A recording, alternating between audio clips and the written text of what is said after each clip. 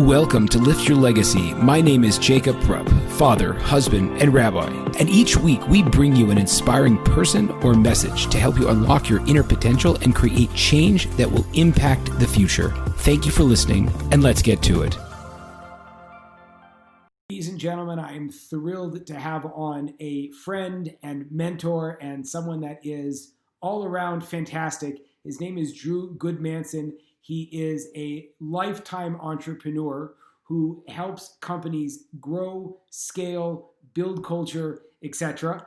And we go through his entrepreneurial journey, some of the lessons learned in his many years in business, and specifically how business owners can scale up, identify the important components of what they have to offer, and in general, build companies that reflect their true dreams and ideals and why they got into business in the first place. So there's a ton of very practical and important pieces of advice in here. With no further ado, Drew Goodmanson.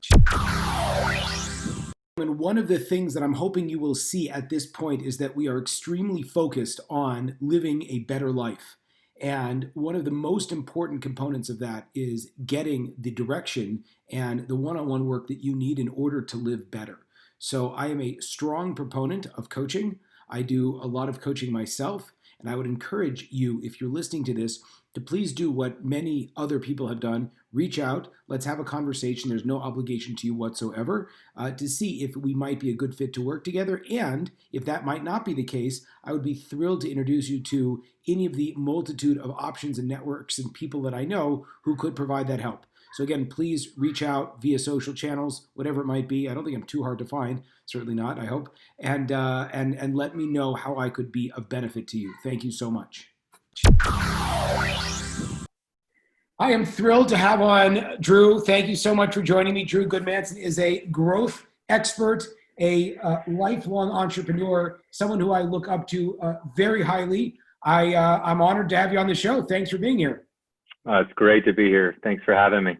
My pleasure. So Drew, tell us a little bit about how you got started. Get us through your journey sort of to where you are today, and maybe, sprinkle in a couple nuggets of what you feel like really helped you become successful and share that with others. Yeah, I mean, lifelong entrepreneur. I mean, really, for me, 6 months out of college, I was working at a publicly traded company, and I had gone to, school and studied business. And I remember looking in the mirror and just going like, oh my gosh, I thought getting into business was going to make all my dreams come true, and I was going to be super happy. And I was so depressed. I was like, this is horrible. And kind of that began a journey where I realized I'm an entrepreneur, and I just didn't want to work for anyone else at that point. So 6 months out of college, I started my first company and just jumped right into it. So landed Amazon.com back, this was like 1996. Landed them as a client, and built a call center staffing company. Slow down 1 second. Yeah. You're starting your first company to landing Amazon. What was that like as you started that process? Like, was there, obviously, you were sort of along the college track working in a big company. Yep. When you made that shift, what were some of the things you were thinking about, or what was kind of the big end goal for you? I think the end goal was being in alignment and really knowing who I was, at that level. I mean, how much do you know of who you are 6 months out of college? But I think I had kind of an existential crisis moment where I'm like, okay, I thought going into business was going to satisfy a lot of things, and there were elements that I loved, but I just realized this isn't who I am. And so how can I really, looking at my past, looking at the successes that I had, how can I do that going forward, and make a living? And it was, at that point, I just said, I'm young, my overhead is, I can sleep on couches if I have to, I mean, whatever. And really, I had no model of an entrepreneur before. My dad, he went to Wharton and got his MBA and was just a very smart guy. Worked at AT&T, Pac Bell, So I just had no one around me who was an entrepreneur. So I didn't even kind of have that in my frame of thinking. But this was a moment where I'm like, okay, I'm going to jump into absolutely uncharted territory because I can't not. It's just who I am at the core. What I love about that is it sounds like one of the things I hear you often say is, are you having fun? And Yeah. I feel like that in the course of people starting business, that's usually not the question that they're asking. But it's fascinating for me that, again, maybe being in alignment with who you are is sort of an easier way to say that, but having fun and trying to find that level of, I guess, inner resonance is something that you feel is crucial in terms of the entrepreneurial journey. Yeah, I mean, I think things that I use today that I didn't have the sophistication to kind of think through then, as I'm saying, hey, what am I passionate about? What are the things that I'm really good at through experience and talent and just kind of training? And then, how am I going to add value in the world? And so I picked, and started a company that I said, okay, I'm going to go give this a go, and it fits some of those things. And so, went and jumped right in with 2 feet. So then, okay, so tell us about what happened with that company and what some highlights, I guess, from there to where you are now. Yeah, I mean, highlights were, I did a couple things right. One was I became very, very narrowly focused on a niche, and it was focused on call center staffing and then recruiting. And so because I had worked at a catalog company that was transitioning to e-commerce, and they had a ton of call center people, inbound, outbound, account managers, technical support, customer service, all these different roles. I just said, I'm going to focus just on that. And there's a lot of companies out there, but I'm going to be the world's best. And so I could go into a director of call center, or a director of call centers and just talk to them about like call times and personalities and, all the different dynamics around that. And so it's like, look, I'm not going to win 90% of their business, but I just needed to win the business that I could. And that's what I was able to do. So that was, I think, one of the things that I did well was just become very, very niche, laser focused on a small area where I could win. So maybe speak a little bit about that, because I think that that's something that, well, maybe in the work that you do now, is that in working with other companies, how crucial is it to have that kind of laser focus on your ideal client? Yeah, I look at it like this. The smaller you are, the more focused you need to be. The bigger you are and the more resources you have and the more capacity to kind of take more on, you can expand. But particularly smaller companies, I think you really need to understand who you can win with and why, and go all in to make sure that happens, or else the world has become too flat, too competitive. There's just no way you can compete against tons of different companies. You really need to kind of carve out your piece. Great. So getting clear on who you were serving was piece number one. What else popped up for you in your journey? Well, I think why I had a competitive advantage and understanding the buyer, understanding the pain around kind of what outcomes they needed and how kind of reverse engineering, like what outcomes they wanted to achieve in their call center in terms of how they were measured for success around call time and success around sales and measurements and metrics, and then reverse engineering into how we were going to help them achieve those goals. Again, I just intuitively mapped some of those things out, and we're having those conversations. So I if I got in front of people, I had a high close rate, if you will, because of that. What was the exit like for you in terms of that process of building? I mean, again, because that's something that's so interesting, is that so many people will start a company, but then kind of tie their identity to the company. So the idea of an exit, even while there might be, tremendous financial upside, like ripping away their identity and sort of losing myself. So what was that like, so to speak, to have something that you built, but then be able to pass that on and ultimately to exit? Yes. So I think that in order to exit, you need to be pulled by a vision, not pushed by pain. If you're going to sell and exit because of pain or whatever, and you don't have a brighter future kind of after you do that, you're in trouble, because you're going to freak out. You're really, like you said, it's an existential crisis. You're not going to resolve why you're selling because you don't understand what's the brighter future. I did this for a couple years, and I built this to 2 offices and had a team of people. I got offers from publicly traded companies and a couple of organizations to buy.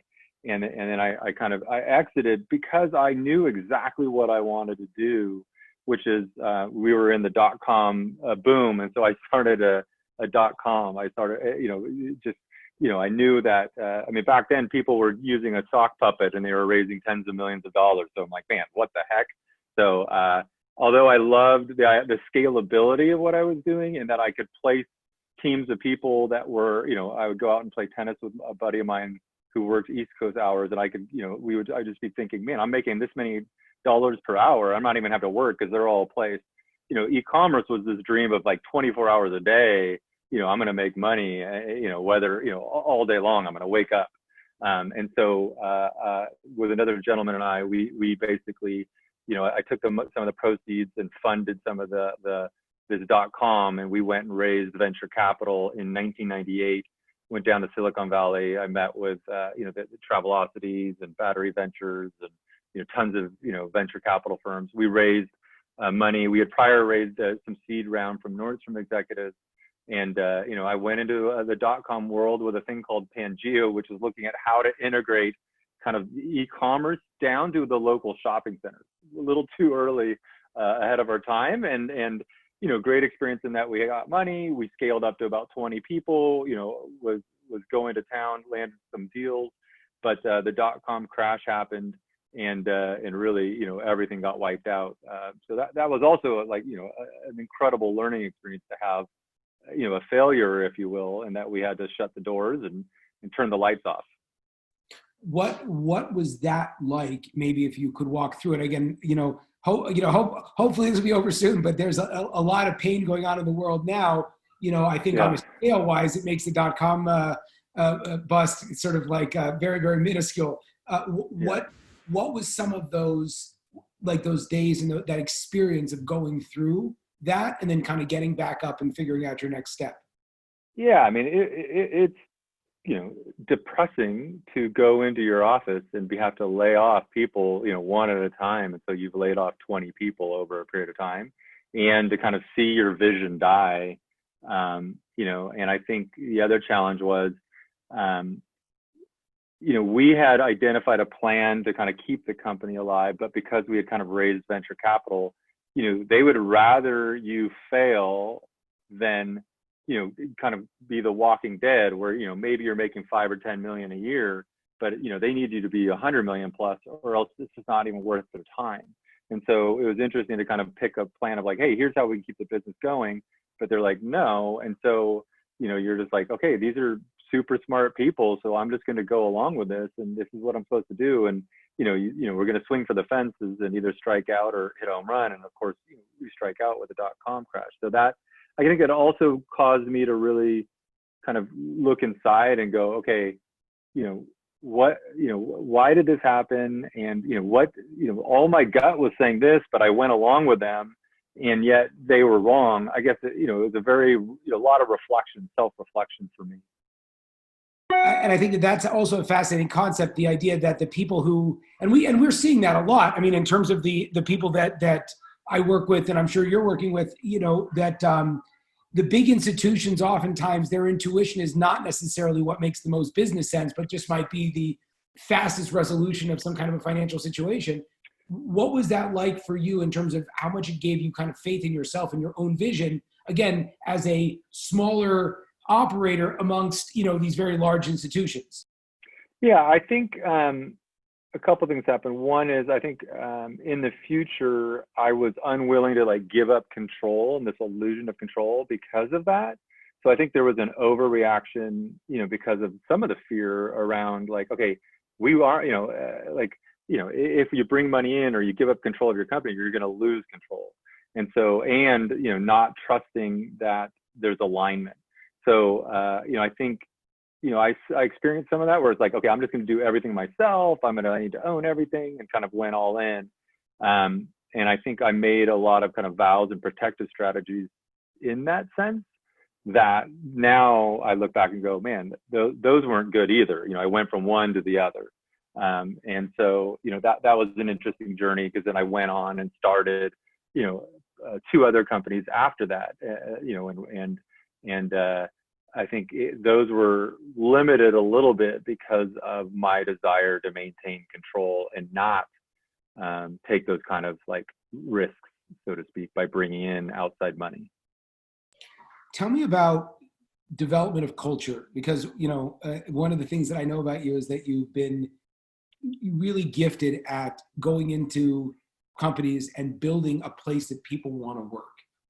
Yeah. How did you get interested in that, and what are some strategies that you deploy when you go into a company and want to create something outstanding? Yeah. So I hit an inflection point personally when when a company was getting bigger than me, and I was trying to think through, I had all of these kind of intuitive things and ways that I did things that had kind of gotten us to a certain point. And I hit this inflection point. I call it the entrepreneur inflection point, where it's interesting. Everything that made you successful to that point actually becomes the very things that prevents you from becoming successful to the next level. And so I became this lid where, my leadership, it had to be done. Like I knew the way I wanted to do things, and people had to perceive it, or they had to just be around and kind of just through conversations eventually kind of catch. But I didn't have any way to kind of like say, this is how I want things done. And so culture, I approached it at first for a couple pragmatic reasons. One is, of course I want a great place to work. I care about people. I had been a pastor and kind of, wanted to see people develop and grow. And so, that was a big part of it. But I was also saying, how can I, I'm seeing decisions people are making, and I'm like, why are they making those decisions? And so that, working with someone, really started to build out a list of values or priorities or ways that we were going to make decisions. And I wanted to create tools to say, okay, if you're creating marketing collateral, if you're on a customer call and doing customer service, how can all of these people in a decentralized fashion make the same types of decisions that I would want to have them make? And so for me, values became the core of that, where I really see values builds your culture, and then your culture becomes your brand as the language and experience with the customers comes through. And so most people think of values and they've got like, an eagle in the background on a wall with a picture and a word, and, it's this meaningless stuff. But I really was like, how do we create values where we actually can measure this, where we can monitor it, where we can train that, where we can interview people?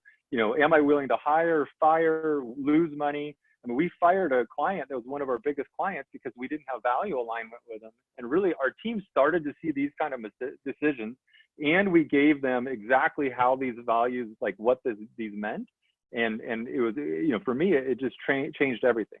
And so I think it was from that point of implementing values and wanting to scale and go beyond just myself that, we started taking off and became one of the fastest growing companies in the country, Inc. 500, 5,000 kind of list and all that. And so it was incredible to see how powerful those values created a culture, and really, the type of productivity, engagement, passion, that people had because of that. So I just want you to kind of reverse that funnel, if you could. So whereas, let's say you were working in a company that's been around like 20 years, and, they're doing okay and they're profitable, but, not really where they're at any places where they want to be. And, the value has been kind of the eagle on the wall with the word. When you go in and start working in those, like looking in those companies and asking the questions of the executive team, what kind of questions are you asking? How does a person either create the values before the company, or if the company is already kind of mid-stride and kind of slugging through the mud, how do they create values? Yeah. So what I usually do is go in and I facilitate with a group of people from the company, whether it's, the leadership team or people who, maybe the business owner is saying, hey, these are people that really embody what we're all about. And it's amazing to me. I mean, I've done, dozens and dozens of these, maybe 40, 50, 60 different times where I'll go in and facilitate this process. And you know, I think almost without a exception, people come up and they know the values, even if they're unspoken, even if they have zero to begin with, they still are there. And it's incredible to see, when you go through that process, people identify like, this is really what we're all about. And so, I usually start with that process of trying to identify and put words and language to what those values are that are unspoken. Again, it's intuitive and you kind of have to perceive them, and we make them very explicit. Because what I'm trying to do is take out of the brain of the entrepreneur at this, often at this inflection point of saying, how can we make this scalable beyond yourself? We need to take everything that's in your head and heart around why you're doing what you're doing and what you're all about, and get this in so that anybody can see it and know exactly what they're looking to, what you're expecting of them.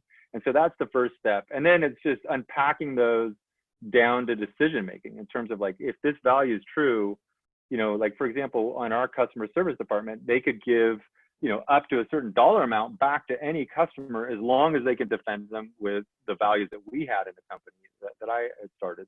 And, one of the values is results oriented, and results oriented both means it results for the client. It also means results for us. And so they needed to understand, like, is this value about putting people first, or results oriented, or, thought leadership? Like, how is this decision like defended? And as long as they could, I was more concerned with their thinking of how than what their decision was. And so as a leader, I really want to spend more time on the why, like our mission, our purpose, the what, meaning like, what does this need to look like down in the road from a vision perspective, and then give them the tools on how, but let them come back in terms of the tools would just be the values. But the explicit things of like what exactly people are doing, I want to give them those tools to come back and tell me how.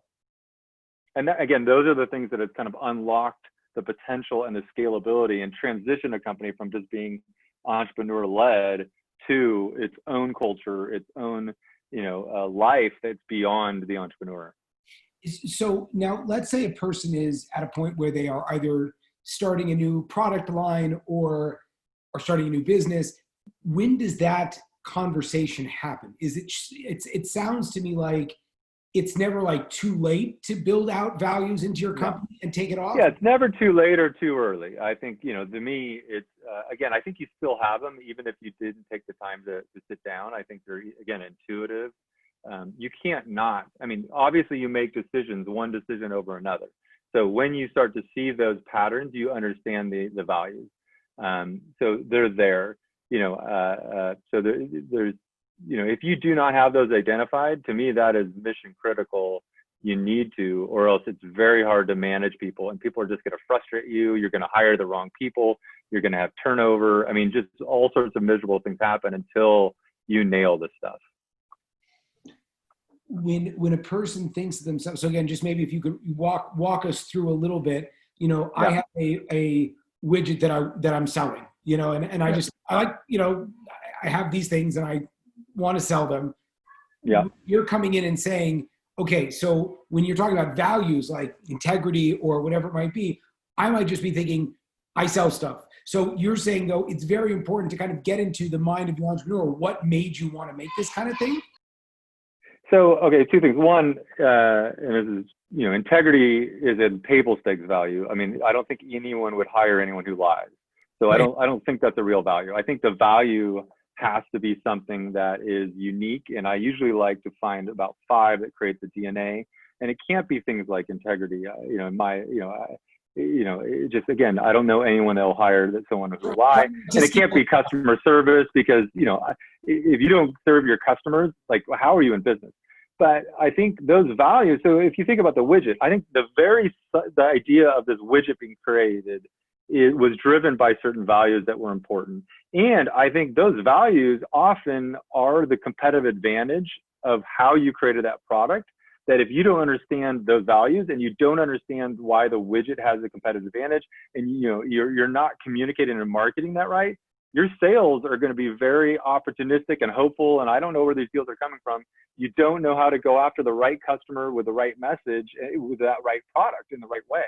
And so to me, those values translate into that, again, that brand, because your messaging, your competitive advantage, like all of these things are connected to understanding kind of how you're making decisions, whether it's marketing or product development or, investment and financial things. Fascinating. So that's how it closes the gap between these ideals and then how it actually impacts your bottom line. And if it's done right, why your company will take off is because then you actually are able to capitalize on what makes you unique and know how to package that and therefore be able to grow accordingly. Yeah, and the research shows people who understand their values outperform those who don't. People who understand their competitive advantage outperform those who don't. The highest growth companies I've done research of hundreds of companies. If people have an identified competitive advantage, like those companies, I think like 70% of them are high growth, growing over 20% year over year, because they know, and it's not just like I hope and I wish upon a star. They actually can become much more laser focused and go, this is how we're going to win and why, and we're going to go all in on that. So those are crazy numbers. So what you're also implying is that of all of the companies that are not doing like that, that could be a major reason why they aren't where they should be. Yeah, so companies that don't have that identified typically can't scale beyond a person, like maybe there's a founder who's doing sales, and that person is embodying those values, but they can't train anyone else. And so it really can only get to so big. And then at that point, they're going to plateau. They're not going to be able to go to the next level. So a lot of times I'm helping companies that, maybe they're, under $10 million of revenue. And it's like, okay, how are you going to get from 5 or 10 million to 20 to 50 to $100 million of revenue? These are some of the things, the hurdles you have to get over and get really clear on, or else you just can't do it.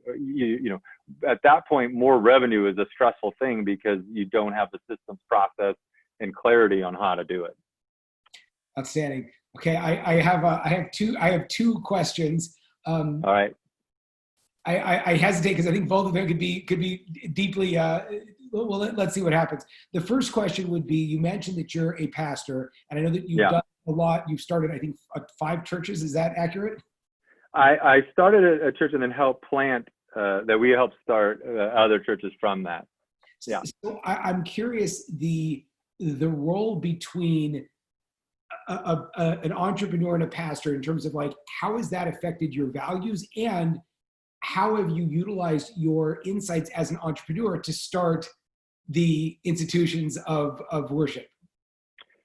Yes. So one, to me, the first question is, how does my pastor, it's more like, how does your worldview affect how you approach people?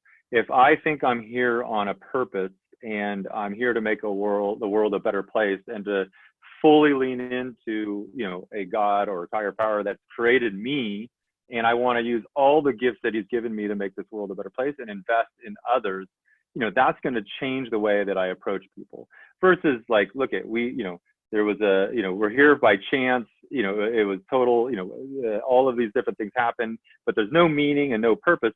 That is insane. I mean, for me, like I can't operate in a world where it's like, man, this has no real meaning. Like, are you telling me, if I love my kids or I love my wife, that it's just a chemical reaction to perpetuate the species for evolutionary purposes, and it actually has no deeper meaning than just it's a trick. It's insane to me. And so those are things where I think understanding my worldview shapes how I'm going to approach people in the world that I live in. So I think, whether you're a pastor or, a rabbi, and I'm deeply fascinated by these things. I used to write a column for the San Diego Reader where I would go and visit different spiritual places, from Christian Science to Baha'i to, I've gone to mosques and, to synagogues, and I've done it all. And I really love kind of thinking through like why we are and why we think the way we do and how that shapes, the way we approach the world. So that's, I think, how those beliefs shaped how I approach people. On the second, just being, entrepreneurial, there's a certain sense of just like, okay, I enjoy starting things and kind of, I see the opportunities and I just, that's the way that I work.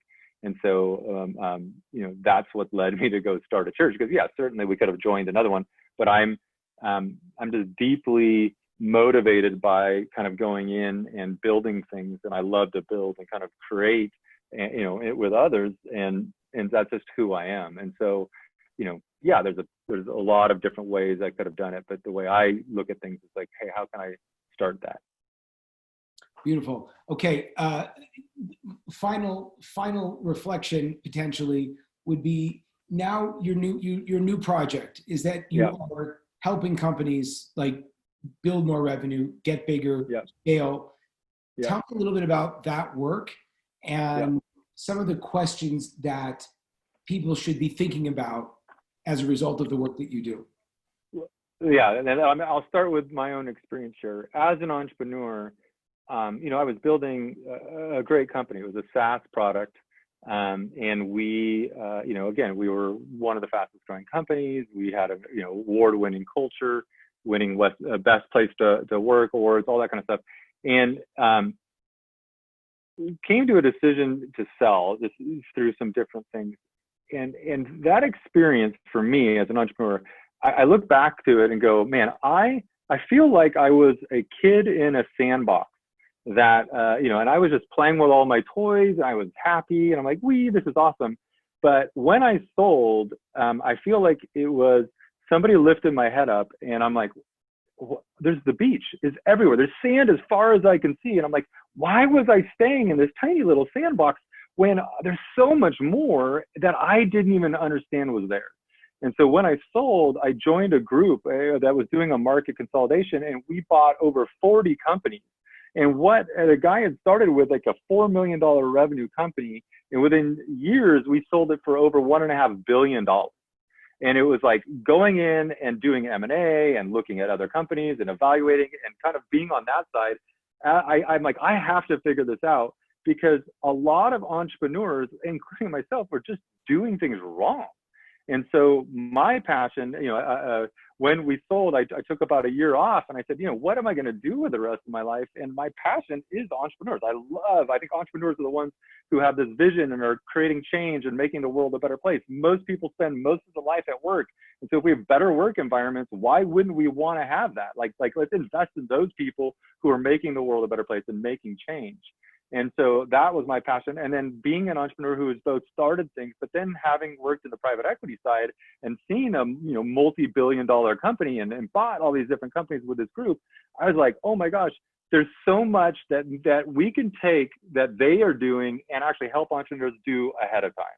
And so that's where, in terms of like, man, like my call and passion right now is to take a lot of these best practices that entrepreneurs just don't know and don't understand, and help entrepreneurs do these things ahead of time. So, you know, maybe it's, you know, like being Robin Hood or whatever, because the wealthiest people who make the most money are these private equity firms. How do we help the entrepreneurs capitalize and really capture the value of what they've created? And so there's a process that I do, because, you know, this is almost like my life work. It's a mission of me wanting to help entrepreneurs because I'm just committed to it. And I think they're the people that if I invest in them, you know, a lot of things are going to go right in the world. And maybe mention who you work with, how people would work with you, and the right person to potentially have you look at their business. Yeah, I mean, typically we're working with people who are beyond kind of figuring out the product market fit. So meaning like, you know, if you're a startup and you have no revenue, you're not in the same spot as. So we're looking for people, you know, that are, if you're doing at least $1 million in revenue and growing, or you're bigger and maybe if you're bigger, you might have some money in the bank, or you have at least the resources to make some investments in change, you know, and you've got customers and those kind of things. So those are the things that we're looking for, where we can come in and we kind of look at, you know, there's 5 things that we kind of help them understand. One is, how do you grow? And the 2 things we look at is, one is, what is your competitive advantage, and how are you capitalizing on that? And then how are you creating what I call demand control, meaning you consistently know how to go out and get demand, get business, get revenue. And so we do a lot of things to, discovery calls with customers and in the market and market research and all of this kind of stuff. And we create a playbook that literally says, here's how you're going to grow. Then we look at scalability. How do you become, as you grow, are you going to become more profitable, more operationally efficient? We look at like some valuation concepts around things that are counterintuitive that a lot of entrepreneurs don't know, around multiples and what creates value, and making sure you have the right economic engine, because you could actually have a company that's doing less revenue, but it be worth 10 times more. And so there's some things that you need to think through there. Then we look at like leverageability and kind of looking at adjacencies to where you are in the market. Who are you worth more than you are to yourself? And then what is the outcome you're looking for? What is, whether it's an investment thesis where you want to go and buy other companies and consolidate the market or grow, or whether you want to sell, or whether there's all these different things. Understanding what the outcome is and what the thesis is that will bring all those together to help support that. So that's what we've been doing for companies, and we've helped companies, in under a year, double the value by just doing things that are very intelligent and helping them build that story. Because a lot of times you're just so in your own forest, and you're just seeing the trees that it's hard for you to understand the story and the narrative and the elements and the things that you're making decisions that are intuitive. Having the actual data that goes, that's why we're making that decision, and you can kind of double down on it rather than kind of go, I think this is right. You can move from opinion to taking your gut, taking all these things, your intuition, and then supporting that and understanding how the data is going to help drive that. Amazing. Okay, Drew, how do people find you? Thank you so much. This was awesome. Please tell people how people can find you. And I mean, if people wanted to, hit me up personally, Drew at Goodmanson.com, and it's just good man and son, those 3 words.com. On LinkedIn, that's where I'm at, Drew Goodmanson. I don't know if there's anyone else with that name. It's a unique name, so it's pretty easy to find. Happy to answer any questions. I give away a lot of resources. I've done a lot of, hundreds of companies. I've done an exit research project with hundreds of companies and investment bankers and private equity firms. I've done growth research with hundreds of companies. I just give that data away because, again, I just want entrepreneurs to know this stuff. And the more we give away and the better we can make entrepreneurs, the more I'm living out what I believe. Outstanding. Thank you so much for the time. I really appreciate it. Thank you. There you have it, folks, another inspiring episode. If you enjoyed this, I ask you to please share this with your friends and to like us over on Rabbi Rupp through Facebook or on YouTube. And the more that we're able to get these important messages out, the more that we can really make an impact in the world. So I encourage you, please, to stay tuned. We have a ton of amazing speakers coming up, and also to tell your friends about it. Thank you very much.